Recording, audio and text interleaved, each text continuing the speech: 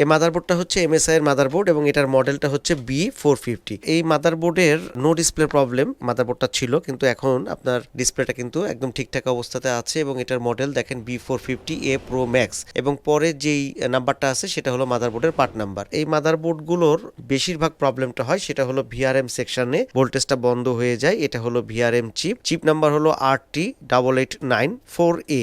এই চিপটা চেঞ্জ করা হয়েছে। তো আমরা যখন এই মাদারবোর্ডগুলো কাজ করব সেই ক্ষেত্রে এই চিপটা কখন চেঞ্জ করব সেই বিষয়টা নিয়ে আজকের ভিডিওটা করতেছি। আমি গতকালকে একটা ভিডিও দিছি যেটাতে ভিটিটি ভোল্টেজ যদি র্যামের তৈরি না হয় তাহলে সেক্ষেত্রে আমরা কোন কোন জিনিস চেক করতে পারি সেই বিষয়টা নিয়ে আমি গতকালকে একটা ভিডিও দিছি। আপনারা সেই ভিডিওটা না দেখে থাকলে অবশ্যই দেখবেন। তো এখানে আমরা যে কয়েলগুলো দেখতে পাচ্ছি সেই কয়েলগুলোতে ভোল্টেজগুলো সব তৈরি হচ্ছে 1.09। এখন এই কয়েলটা কি কাজে, এটা চিপ সেটের কাজের ভোল্টেজ।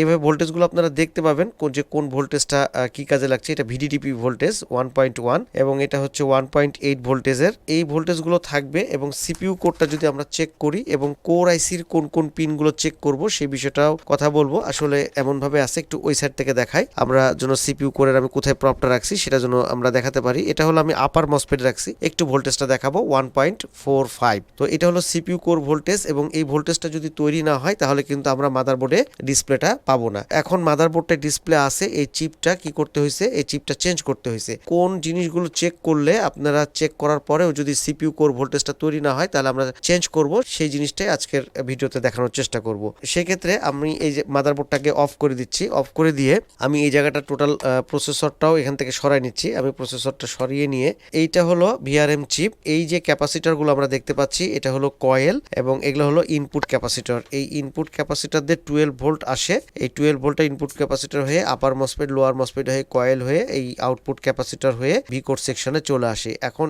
এইটার এই চিপটা চলার কয়েকটা ভোল্টেজ লাগে, যেই ভোল্টেজগুলো পেলে এই চিপটা অ্যাক্টিভেট হবে। চিপ চলার জন্য 5 ভোল্টেজ লাগবে আর এই যে মসফেট গুলোকে যে সে কন্ট্রোল করে সেটার জন্য তার 12 ভোল্টেজের প্রয়োজন হয়। আর এই 12 ভোল্টটা সে হচ্ছে এখান থেকে এই 12 ভোল্ট কানেক্টর থেকে সে হচ্ছে নেয়। আমরা যখন এই চিপটা চেক করব তাহলে আমরা দেখবো যে এই ক্যাপাসিটর গুলো কোনো শর্ট আছে কিনা, লিকেজ আছে কিনা। এই মসফেট গুলো শর্ট লিকেজ যদি থাকে তাহলে ভিকোরে সেকশনে ভোল্টেজটা তৈরি হবে না। যদি আমরা এই জিনিসগুলো চেক করা হয়ে যায় তাহলে ভিআরএম চিপের রিকোয়ারমেন্টস গুলো দেখবো।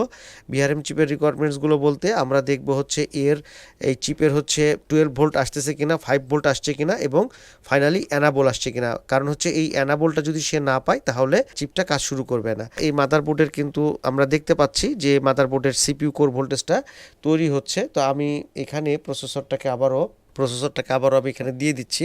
তো আমি ফ্যানটাকে একটু এখানে দিয়ে দিচ্ছি।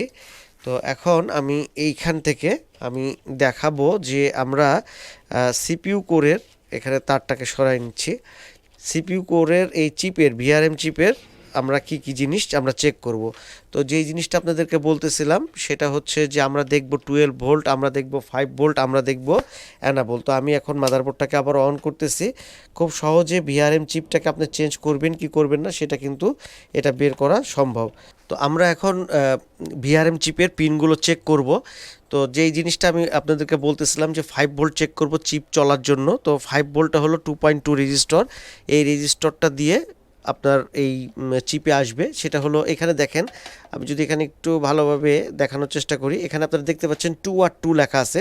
2R2 মানে হচ্ছে 2.2 ওহমের রেজিস্টর। এই রেজিস্টর দিয়ে 5 ভোল্ট এটা চিপে আসবে। এটা হলো চিপ চলার জন্য চিপের ভোল্টেজ। এছাড়াও আপনার আরেকটা রেজিস্টর আমি দেখাচ্ছি, আরেকটা রেজিস্টর ঠিক এভাবে দিই, একটু ক্যামেরায় দেখাবো। এটা দেখেন 2R2, এটাও 2.2 রেজিস্টর, 2.2 ওহমের রেজিস্টর। এটা হচ্ছে আমরা এখান থেকে আমরা চেক করব। এটা হলো 12 ভোল্ট। এই 12 ভোল্টটা দিয়ে কী হবে, এই 12 ভোল্টটা আমি এখানে প্রপটা সরে গেছে। এই 12 ভোল্টটা দিয়ে যে মসফেটটা আছে সেই মসফেটটা ড্রাইভ করার জন্য এই ভোল্টেজটার প্রয়োজন হয়। এছাড়াও লাগবে অ্যানাবল ভোল্টেজ লাগবে। কোন পিনে আমরা দেখব, যদি আমরা এখান থেকে দেখি, ডায়াগ্রাম থেকে দেখি, তাহলে 42 নাম্বার পিনে আমরা অ্যানাবল পিনটা আছে। 42 নাম্বার পিনটা হচ্ছে অ্যানাবল এবং 42 নাম্বার পিনটা যদি আমরা এখান থেকে দেখি ভিআরএম চিপের, তাহলে এক সাইডে আছে হলো 14 দুকোনা 28 এবং এ পাশে আছে 42। লাস্ট পিন যেটা সেটা হলো অ্যানাবল। যদি এই মাদারবোর্ডের মানে এই ভিআরএম চিপে যদি অ্যানাবলটা না আসে তাহলে এখানে কিন্তু কোনোভাবে সিপিইউ করে ভোল্টেজ তৈরি হবে না। তো এটা চেক করার জন্য এই যে এখানে যে টেস্ট পয়েন্ট দিছে, এই টেস্ট পয়েন্টে আমরা ভোল্টেজটা পাবো 2.9। এই ভোল্টেজটা যদি কোনো কারণে মিসিং হয়, এবং এইটাই সবচেয়ে বেশি মিসিং হয় মাদারবোর্ডে, এই অ্যানাবলটা যদি এই ভোল্টেজটা না আসে তাহলে কোনোভাবে এখন যে ডিসপ্লেটা আসতেছে সেই ডিসপ্লেটা আসবে না। তাহলে এই মাদারবোর্ডগুলো নো ডিসপ্লে ইস্যুতে অবশ্যই আমাদেরকে চেক করতে হবে এই অ্যানাবলটা আমরা পাচ্ছি এই চিপ নাম্বারটা হচ্ছে RT8894A। এই চিপের হচ্ছে 42 নাম্বার পিন, 42 নাম্বার পিনে আমরা এই অ্যানাবলটা পাচ্ছি। তাহলে আমরা কি দেখলাম চিপের দেখলাম হচ্ছে 5 ভোল্ট, দেখলাম 12 ভোল্ট, এবং আরেকটা ভোল্টেজ আছে সেটা হলো 21 নাম্বার পিনে, 21 নাম্বার পিনে, এটা 1.8 ভোল্ট, এটাও আমাদের লাগবে। এটা আমরা যদি চেক করি এখানে একটা যে ক্যাপাসিটর আছে সেই ক্যাপাসিটরে আমরা 1.8 ভোল্টেজটা পাবো। তার মানে এখানে আমরা চেক করব এই ভোল্টেজটা থাকতে হবে, এই ভোল্টেজটা না থাকলেও চিপ কাজ করবে না। তো আমি জাস্ট এখান থেকে প্রপটা এমনভাবে রাখবো। আর চেক করার সময় আসলে আমাদেরকে খুব সতর্কভাবে, মিটারটা একটু দেখাবো, খুব সতর্কভাবে ভোল্টেজগুলো চেক করতে হবে। 1.8 ভোল্টেজ এটা থাকতে হবে। তো আমরা এই ভিআরএম চিপে পেলাম 5 ভোল্ট এবং হলো 12 ভোল্ট মসফেট অপারেট করার জন্য, সেই সাথে 1.8 ভোল্টেজ এবং অ্যানাবল ভোল্টেজ। এই ভোল্টেজগুলো ঠিক থাকার পরে এবং ডাটা ক্লক অ্যালার্ট হওয়ার পরে, ডাটা ক্লক অ্যালার্টটা হচ্ছে এখান থেকে আমরা দেখে নিচ্ছি একটু এইটাতে কিভাবে, আমি এর আগেও 2-3টা ভিডিও দিছি ডাটা ক্লক অ্যালার্ট নিয়ে। এইখানকার ভোল্টেজগুলো দেখবেন যে এখানে ভোল্টেজগুলো ঠিক আছে কিনা, এখানে কত ভোল্টেজ হবে এবং এটা কিভাবে কাজ করে সেটা আপনারা ওই ভিডিওগুলো দেখলে বুঝতে পারবেন ডাটা ক্লক অ্যালার্ট কিভাবে কাজ করে। এই অ্যানাবলটা এএমডির যে এই অ্যানাবলে অনেক সময় সার্কিট দেওয়া থাকে, সে সার্কিট অনুযায়ী কাজ করে। আপনারা জানতে চাইলে আমাকে কমেন্ট করবেন, এটার উপরে আলাদা করে ভিডিও করব। তো বেসিক আমরা যেই মাদারবোর্ডগুলো আমরা কাজ করব এএমডির, সেই মাদারবোর্ডের যদি ভিআরএম সেকশনটা কাজ না করে, সিপিইউতে যদি ভোল্টেজটা না তৈরি হয়, তাহলে সেই ক্ষেত্রে অবশ্যই আমরা কি চেক করব, আমরা এই ভোল্টেজগুলো চেক করব এবং সেই সাথে অ্যানাবলটা চেক করব। এখন যে ভোল্টেজটা আসতেছে এটা হলো সিপিইউ কোর ভোল্টেজ। এবং প্রত্যেকটা মসফেটের আমরা যদি আপার মসফেটে আমরা যদি চেক করি, প্রত্যেকটা মসফেটে আমরা এই ভোল্টেজটা পাবো। আমি ঠিক উপর থেকে দেখাবো, এই যে ভোল্টেজটা আসতেছে এটা হলো সিপিইউ কোর ভোল্টেজ। এই ভোল্টেজটা মিসিং হয়ে গেলে কিন্তু মাদারবোর্ড নো ডিসপ্লে অবস্থাতে থাকবে।